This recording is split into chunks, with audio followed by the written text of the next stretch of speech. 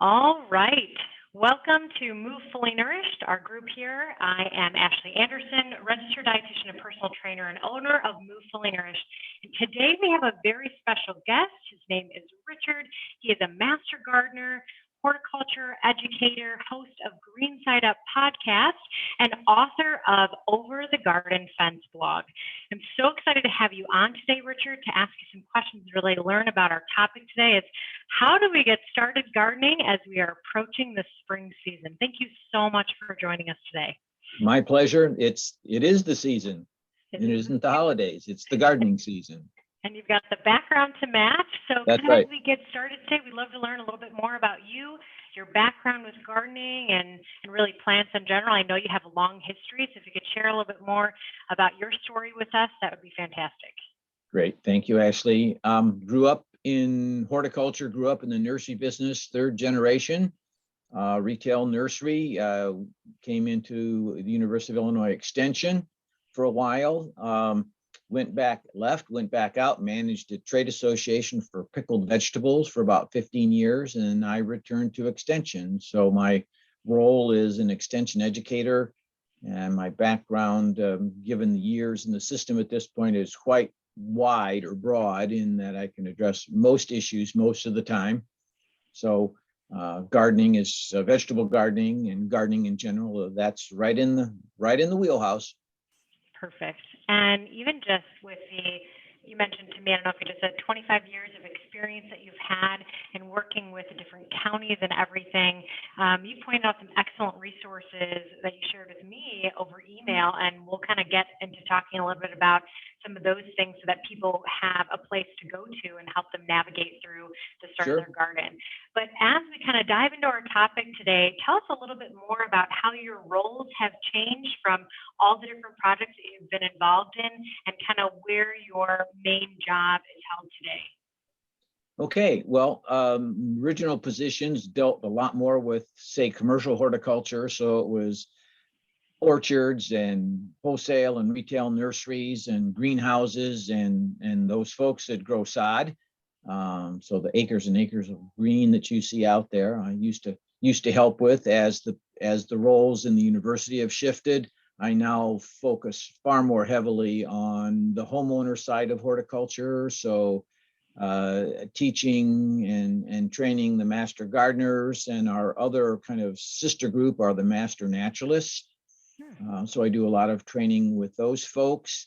As an educator, I am able to usually address any questions that are beyond the master gardener, master naturalist level. I still deal a lot with the commercial folks. Again, it's a different, higher level. They're interested in more focused management strategies, integrated pest management, things of that sort, cultural production kinds of questions, from the greenhouses all the way out to the woody ornamentals and that are, the things that are grown out in the field. So that's been that range, but Master Gardeners has been a strong focus in the past several years. Wow. So it's safe to say we have come to the right source, and we are definitely going to learn a lot from you today. So our main questions, and a lot of the questions that I received from our clients in our group, was how do we even get started? How do we get started with a garden? What are some of the benefits of gardening at home? And even just like taking those first initial steps. Well, first off, the pandemic has changed how we think about food. The ways we've been able to shop, we can't or haven't been able to go to the store and say, pick our freshest vegetables off the rack and bring them home. We rely on somebody else to do the shopping for us. And we get home and find out that we wanted asparagus, but what we got were these little tiny pencil-y thin things that didn't make the meal as a side dish. So a lot of folks have turned to growing their own garden. They're home, they have time, something they didn't have before. They're not traveling for work, we're not going on vacation. So a lot of that interest in gardening, whether it's vegetables or flowers, I can't tell you how much it has skyrocketed. I can share that in the last survey I saw, 82% of the people that gardened for the first time in 2020 are going to return to gardening in 2021. 82%. So you don't see those kinds of increases in anywhere in any kind of sales or productivity. It's just beyond the scope of what retailers can imagine. So it's safe to say we can say that the nurseries and all the people who are selling seeds are definitely going to continue to be busy this year.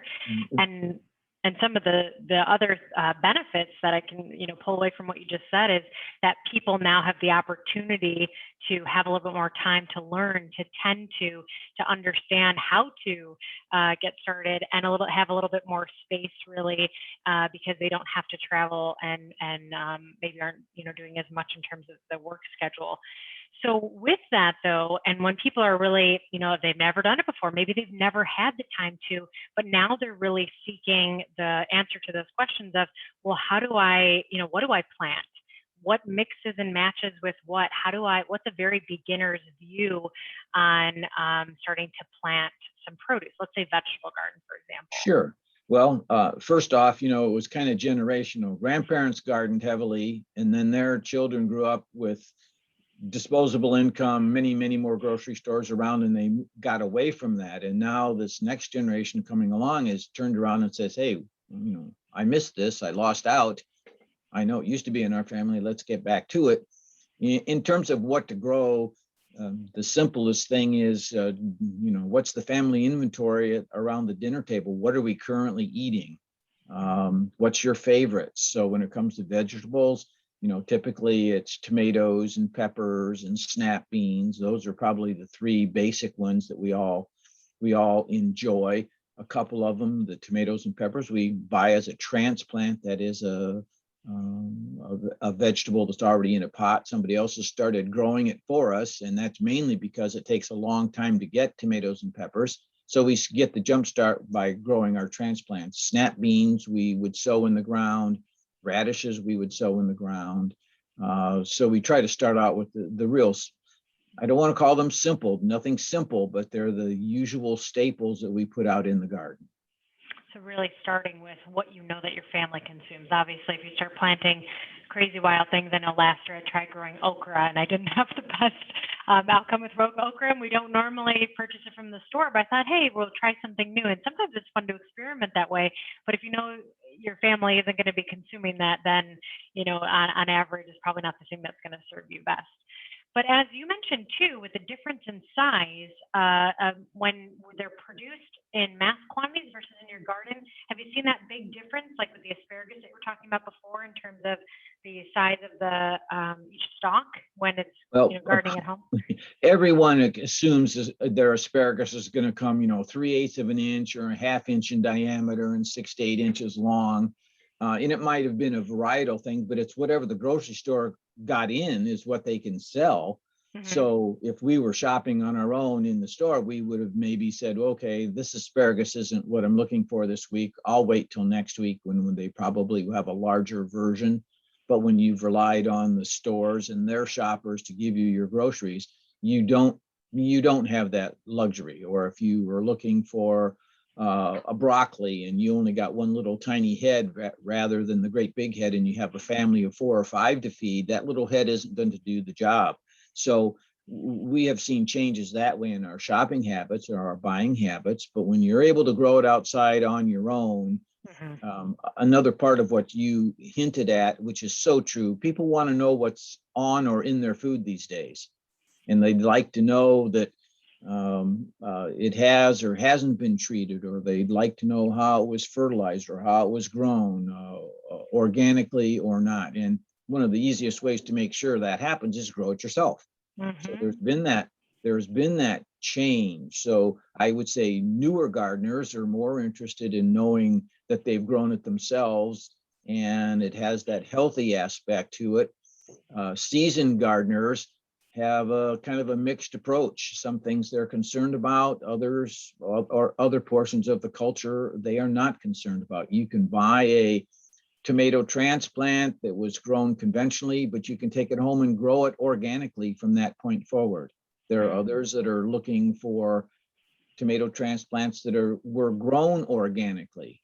So you can take that organic effort as far backwards or as far forward as you'd like. That's a really good point that you bring up, and even just highlights a topic that I talked about recently in my group is highlighting the Dirty Dozen and the Clean 15 from the Environmental Working Group's list. And one of my first times gardening, this is maybe 5 years ago, in our home, not as a kid, but I started growing strawberries and spinach, and I was trying to grow the greens. So everything that was on the Dirty Dozen list, not some of the bigger fruits like nectarines or apples and having a Sure. tree, Hmm. but really trying to grow some of those things, and tomatoes, peppers that were all on the Dirty Dozen list, because that was something that I was concerned about. Or, hey, we're spending more money on organic produce from that list and then making the transition over to conventional for the Clean 15. And so something that we've talked about recently, so I'm glad that you brought that point up as well, and talking a little bit about what people may want to grow it, and as they're paying attention to the quality of the produce itself. Absolutely. And the way our seasons work and the vegetables you're interested in really guides you as to when you need to start that vegetable garden. So if you're looking at all the greens, typically the lettuces, those are and spinaches, these are cool season kind of crops. So they need to get out early if you really want to get the best productivity out of them. And eventually, as the summer progresses and it gets hotter and hotter, they'll quit growing or bolt or go to seed, and then you have nothing really to consume, because once they change to the seed head part, start to flower, the nutritional value changes, and more importantly, the taste changes to where lettuces become bitter. You wouldn't want to add them in either as a garnish on a hamburger or put them in as a salad. So yes, when the seasonality is a big deal too. So I'm glad you mentioned that too. I had someone ask, can you talk a little bit more about what kinds of produce you would start early on, in the middle, and especially here in the Midwest, as we're dealing with the ebbs and flows of what spring brings us. Sometimes we have a very winterous, cold spring, waiting for the weather to warm up still here. So when you're looking at what you start early on, you mentioned greens. What else would we start early on in our garden when it's colder out? Radishes is an interesting crop. Radishes is only about a 3-week crop, so it's almost foolproof. You sow the seed, and within about 3 weeks, you've got a radish. To me, it's always fun to send the kids out to get some radishes for the salad, or the radishes for the relish tray, so to speak. It's a very quick crop. They're usually very good tasting at that point. There's another crop, though, that likes the cooler weather, and if you let them straggle on into the heat of the summer, they'll get bitter and woody, and you won't want to eat them. But we can have spring radishes, we can have fall radishes, we can have winter radishes. So if you're a radish fan, you can sow radishes at least 3 times during the season, and it's all a quick crop. You mentioned okra earlier. Well, okra is a pretty long season, full season deal. You don't even get to think about harvesting okra till middle of the summer, because it takes that long before it'll flower.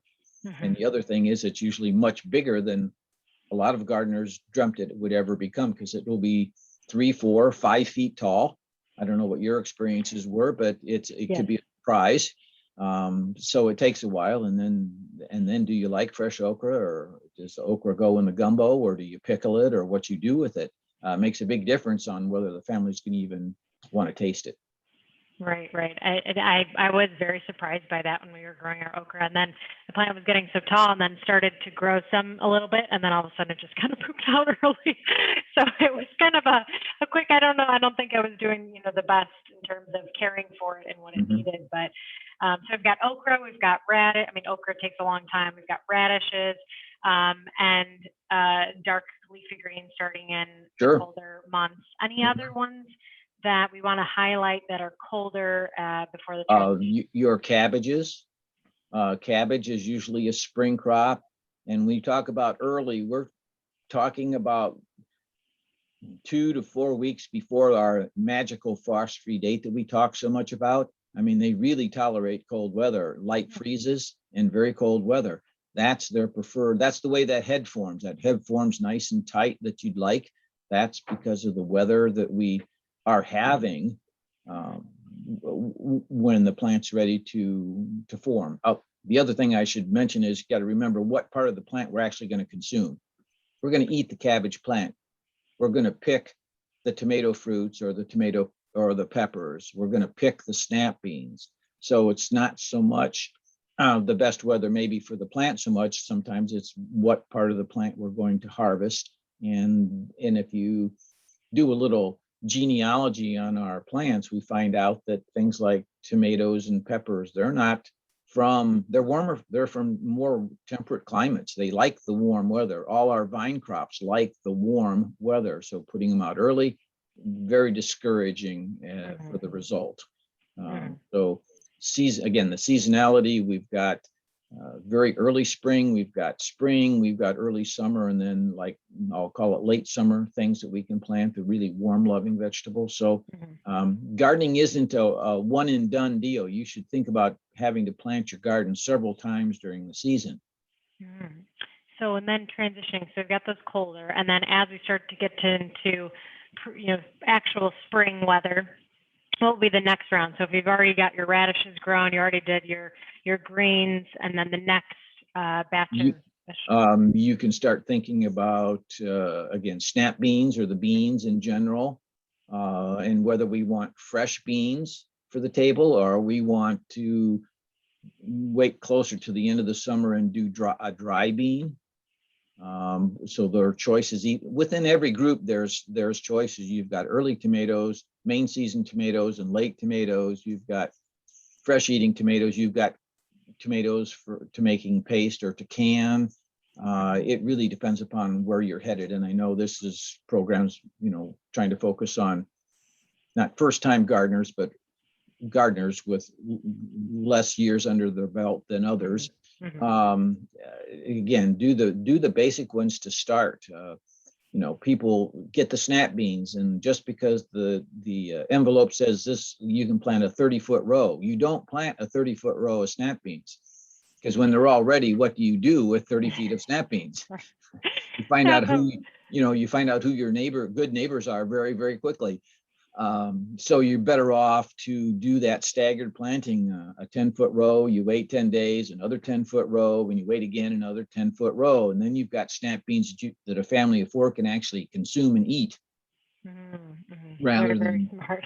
That's such a good tip. Last year, I bought 4 tomato plants. They were all different types of tomato plants, but one was beef tomato, one was like the heirloom tomatoes, the cherry tomatoes, and another one.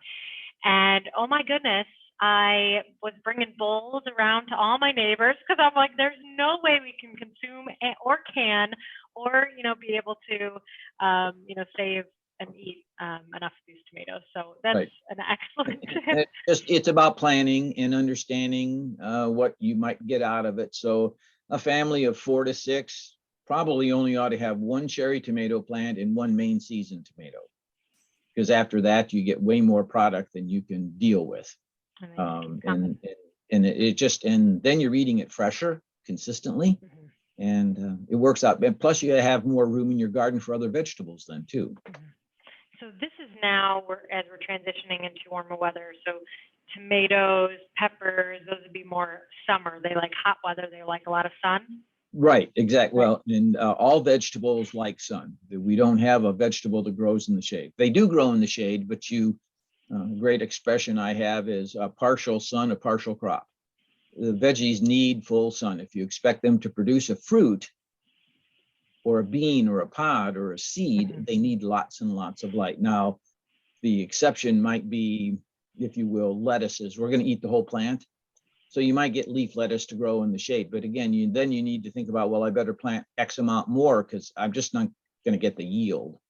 Great tasting anyway. It'd be tender and all that, but it's just not going to be as vigorous. So there are certainly a bit of exceptions to the rule, but then you have to accommodate the fact that yields might be lower or take longer to get. Something growing in the shade, you're not going to get the pepper, you're not going to get the tomato before the end of August, which is not the plan. And since we're on this topic of talking about sun, in terms of watering, this is something I always talk to my husband about, even when we started our first garden.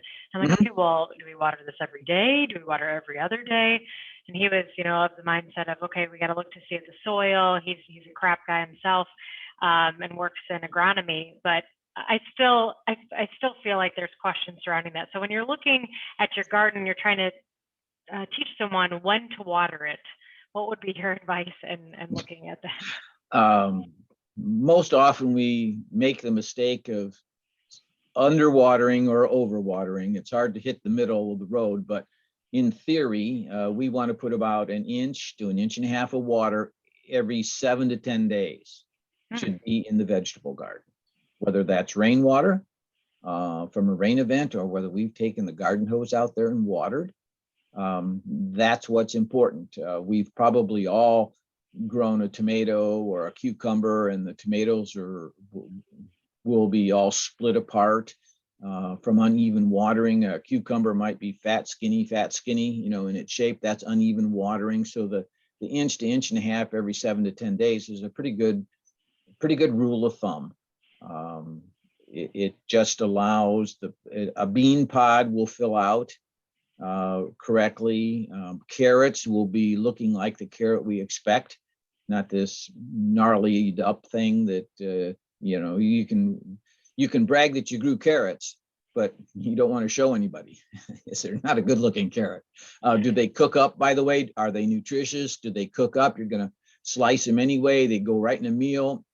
That's fine. They just may not have that gorgeous, blue ribbon look to them that everyone sees at the grocery store or sees at the county fair. But all these foods are edible, no matter if you will, no matter what they look like.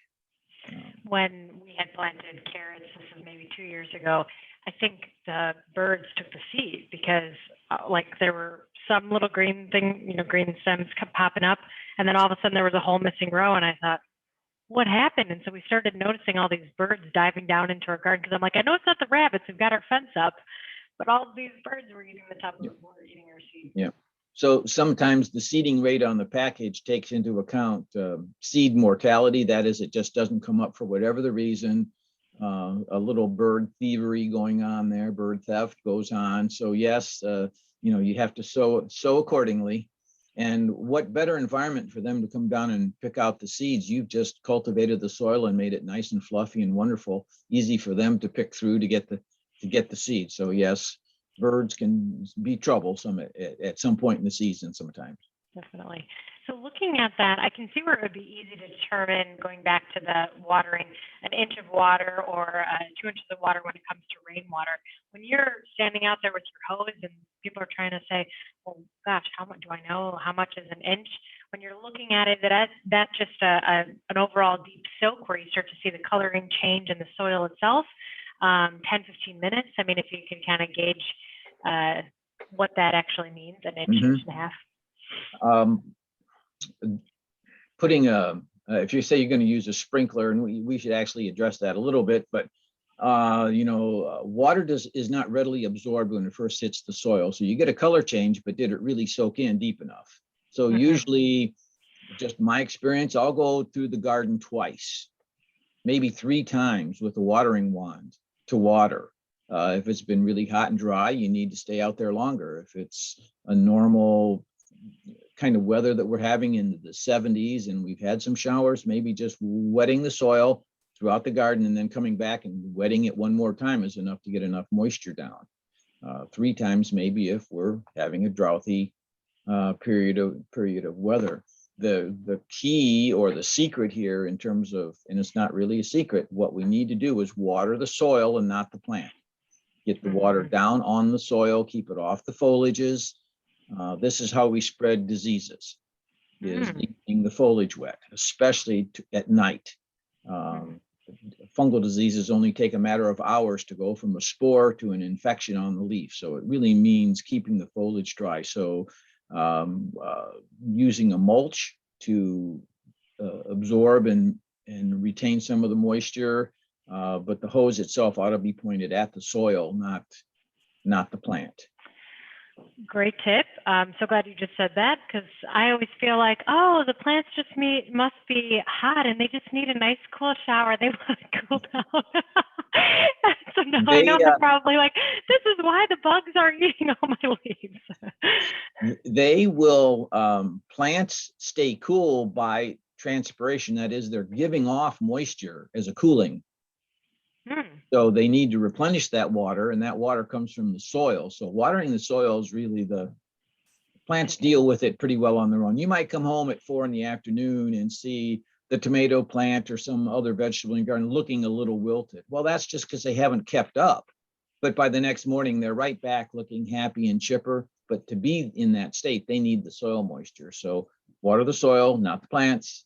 And if you're starting a sprinkler in the early morning, you certainly want to stop watering overhead, say by noon for sure, so that you have several hours for the foliage to dry off. So how do you know you've put take a tin can, the traditional piece of equipment's been a tuna can, which is about 1 inch tall. And when the tuna can's full, you've put on 1 inch of water. Ah. So, and that, from that point, then you know, well, that took 2 hours. So then you can put the tuna can away and just know that you can go and turn the garden hose on for a couple hours and put it on a timer, whatever you need. And then you've watered the garden. If you're going to sprinkle, though, really early in the morning, so it's dry as soon as possible after you're done. Oh, fantastic. I love that tip. That's awesome. I never even would have thought to do something like that. It's great to see it visually for people who are like, I have no idea how much I'm watering. Right. And now as I'm hearing you, I think I've underwatered quite a bit over the years and thinking about how long it would take to fill up a tuna can, over the course of the span of the garden. You'd be amazed. It takes quite a while when you're thinking about the tuna can only gets water in it when the sprinkler head comes across it. Right. So you got a couple drips, right. drips. You're putting on 1 inch of water throughout the garden by the time it approaches being full. Yeah. So another question that we got was about compost and looking at the quality of the soil in your home, as opposed to, when everybody's wondering, how do I know if my soil is nutrient dense? Do I need to add a fertilizer? So, and then the other question was, how do I start my compost? Maybe we can first start to talk about the nutrients in the soil and transition into compost as Absolutely. we progress. Okay, so older homes, more established neighborhoods, the soil's probably in pretty good shape because it's been there for years. It's had its time to naturally condition. The challenges I find are in brand new subdivisions where not only the subsoil was heavily disturbed, but the black dirt that we got back was in a pile about 2 miles away somewhere. And it was there's no life in it. And so while it's black dirt and you would expect things to grow, they don't grow very well. We see this with even lawns, for example. But for the veggies and shrubs and things, yes, the same problem exists. So it's always good to add organic matter, especially in a brand new subdivision. But organic matter is just decomposed plant parts, and those decomposed parts contain over 16 nutrients that are vital for the plant's growth. Some of them are major and we know about them, like nitrogen and phosphorus and potassium. And those are the 3 biggies that we see on the fertilizer bags. And we recognize and don't kind of acknowledge so often, we need water and we need oxygen and then carbon. And carbon comes out of the compost again, as it's part of the plant part. And then, like I said, there's another 14 or 15 micronutrients that the plant needs in tiny amounts, just like us, as we might take a supplement or we're told to eat more spinach for more iron, or we need more protein, so we need to eat meat or a protein that comes out of a bean. We need that protein. So the plants need that stuff to grow with, and they're right there, right in the organic matter. So it's kind of Mother Nature's slow release fertilizer, but it has everything that the plant needs. So adding organic matter is always a good thing.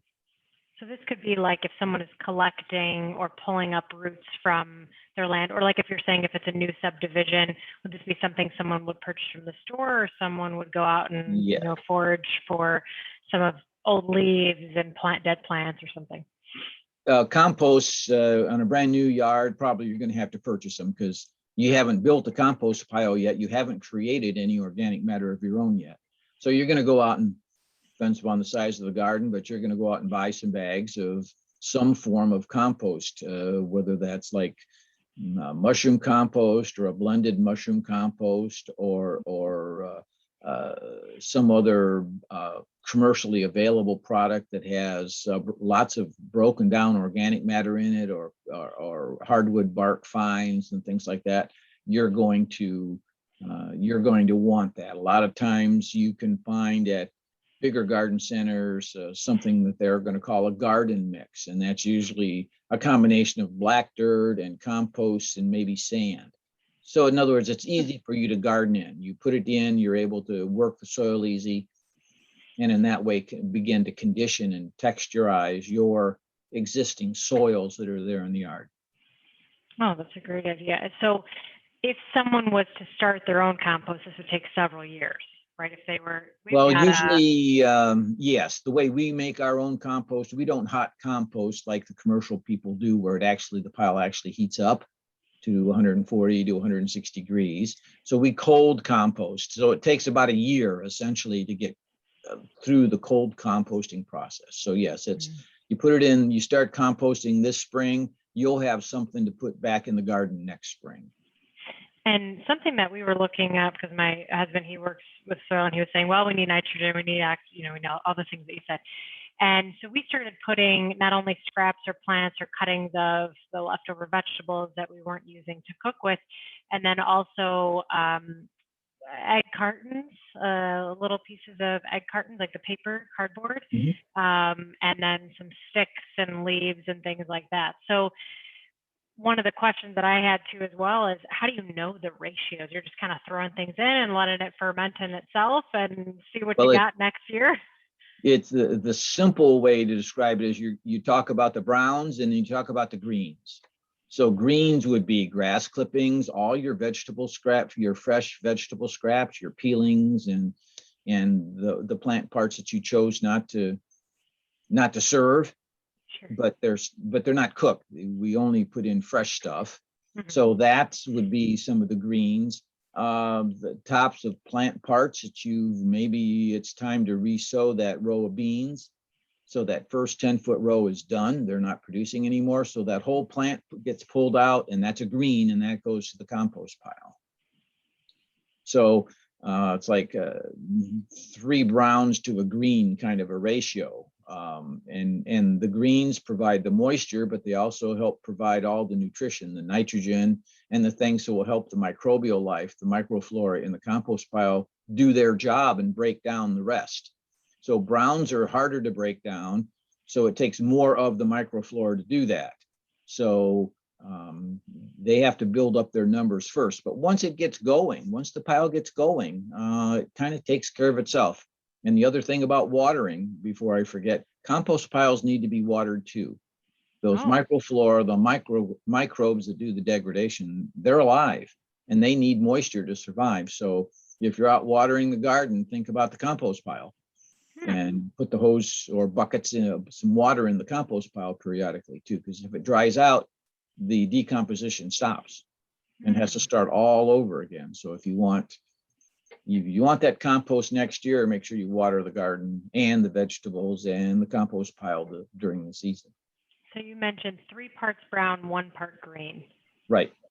So the browns were essentially everything else, leaves that you might get, tiny, just literally leaves, anything that's already spent and brown. So typically leaves show up. We add in the fall, of course. But any of that material that's not a fresh green is considered a brown. Okay. So even if when you're referring to the beans, that whole row would still be considered brown? Well, you would have foliages and things that would be the greens, and then those older stems, while still green, might be considered a brown. But it's starting there. And we never get the ingredients all in that magic ratio. So sometimes where that whole row of beans came out and went in the compost pile, we may have not had any browns to go with it. We might add a few shovelfuls of dirt once in a while to the compost pile, because that dirt contains the microbial life that starts the degradation process. So it's a common, and once the compost pile starts, then You might screen the compost and put the fines in the garden, and you have some lumpy stuff left over. Well, that goes right back in the compost pile, which contains the microflora still that just keeps the compost pile going. Mm-hmm. So it's a cycle, and you definitely have to work at it, but it's not there's no secret formula to it. You work with the ingredients you have. If in the fall your lawn got out of line and you had to mow more often and you had grass clippings, that's the green. But you can't dump all that grass clipping in the compost bin. But you might go down the street and find a bag of shredded leaves that the neighbor put out for the recycle truck. So you might be able to do that and grab that. So you got to mix it together. We ended up purchasing a compost bin that you can Sure. stir or cycle or Mhm. spin around. And the other thing I thought of when you were talking about peels is we put banana peels in ours. Would that be considered a brown or a green? It's a green. It's got green. water in Okay. it. It's moisture. Okay, so more so we're looking at the greens are always going to be coming from more fresher ingredients coming from like the life of the plant, whereas the browns are kind of like as they're dying off. And You deadheading, things like that in the yard. That's more along the lines of, say, browns, if you will. When the daffodils and tulip foliage dies down and it turns brown, that's a brown. Okay. So that would come up and go right into the compost pile. And if there's another hint or secret to any of this, it's the finer the pieces that you put in the compost pile, the quicker it gets broken down. Because there's many more edges or much more surface area for the microbial life to grab a hold of it and start the degradation. You put a whole carrot in there, for example, and 2 months from now, guess what you're going to find? A whole carrot. Or throw a potato that has sprouted in the kitchen and we don't want it. Well, Not only do we throw it in the compost pile, we're likely to find a potato plant growing out of the compost pile, but the potato itself is still there 3 months later. So breaking that stuff up, chopping it up finer is a good thing. I'm smiling because recently my husband, there was a potato and it went sour, it started sprouting its little roots. And he goes, oh, we'll keep it, maybe we'll grow it. I'm like, no, we're going to get rid of that one. We'll put that one in the compost. Right. We'll watch it grow in there. Right. But the other thing that I was going to ask you about, if someone is, let's say, okay, they've set up their garden, they're still looking to try to see if their plants could use a little bit more help, is there a natural fertilizer or something that they could add to later on in the stages, or as they're mixing, as one plant has gone through its life cycle and you're planting another thing, but you really want to again reintroduce or enrich the soil again with new nutrients because you just had plants there before? Sure. There's compost is a natural fertilizer. There's lots of organic materials available at retail stores, labeled organic and certified as organic, that work quite well. Organic fertilizers, let's just talk about nitrogen, phosphorus, and potassium for a moment. Those are the three biggies. Those are the ones that the plant needs the most of. So the bags of, say, a synthetic product might say 12-12-12 or 10-6-4 or 10-10-10. Organic fertilizers are usually just a single digit. They're a 3-4-3 or a 3-4-2. So that's another way a gardener can tell whether they're buying an organic product, even without reading the label. But single digit ingredients, single digit analyses are usually organic. Anything over 10, anything probably over 7 or 8 might be synthetic. So that tells us whether we, whether we want to be organic or not.